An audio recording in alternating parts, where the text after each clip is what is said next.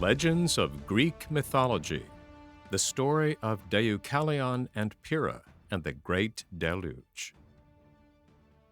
After the Golden Age, there came a time when men began to quarrel with one another. Then the gods sent hot summers and cold winters. Men made themselves places in which to live, in caves and grottos, where they might be protected from the hot sun in the summer and from the cold winds in winter. They plowed the ground and grew grain, which they laid away for food during the cold season. As the world grew older, men became more and more quarrelsome. At last they dug gold out of the ground, where it had lain for so long a time, and they dug out iron too. They quarreled more sadly than ever over the possession of the bright yellow gold they had found. And, what was worst of all, they made sharp knives and other weapons out of iron, and fought fiercely with one another. After this, robbery, murder, and many other crimes were common on the earth. Things grew worse and worse, till a man's life was not safe anywhere. Finally, in all the whole world, there were only two people who continued to sacrifice to the gods. These two were Deucalion and Pyrrah, who were good and gentle, like the people who had lived in the Golden Age. Jupiter, the father of the gods, looking down from Mount Olympus and seeing how wicked the people of the earth had grown, made up his mind that he would destroy them all.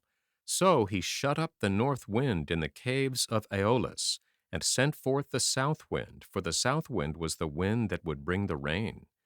Clouds gathered over all the earth, and great drops of rain began to fall, slowly at first, then faster and faster. It rained till the grain was laid flat in the fields. Still the clouds did not lighten, nor the rain cease falling. The rivers overflowed their banks and rushed in over the plains, uprooting great trees and carrying away houses, cattle, and men. The sea, as well as the rivers, flowed in over the land, till dolphins played among the branches of forest trees. Sea nymphs, too, might have been seen peeping out from among great oaks. Still, the rain never stopped, and the water rose higher and higher. Men and animals made their way to the hills as well as they could. Wolves, lions, and tigers swimming side by side with sheep or cattle, all in one common danger. They made their way first to the hills and then on to the mountains. But the water came creeping up, till all but the tops of the highest mountains were out of sight. At last, when the rain stopped and the clouds broke away a little, only the top of Mount Parnassus, which was the highest mountain of all, remained above water. Deucalion and Pyrrha were sailing in a little ship which they had managed to keep afloat. When they saw that the top of Mount Parnassus was still out of the water, they anchored their ship there and sacrificed to the gods. Now, as you know, Deucalion and Pyrrha had not become wicked like the rest of mankind. When Jupiter saw that only these two were left, he sent out the north wind to blow away the clouds. Then Neptune, the god of the sea, sent his chief Triton to blow a long twisted horn, and the sea heard and went back to the place where it rightfully belonged. As the waters rapidly fell away, the earth appeared again. But what a change! Everything was covered with a dismal coating of yellow mud, and it was so very still, not a sound from any living thing. Deucalion and Pyrrha felt as if even the sound of quarreling would be better than such a perfect silence.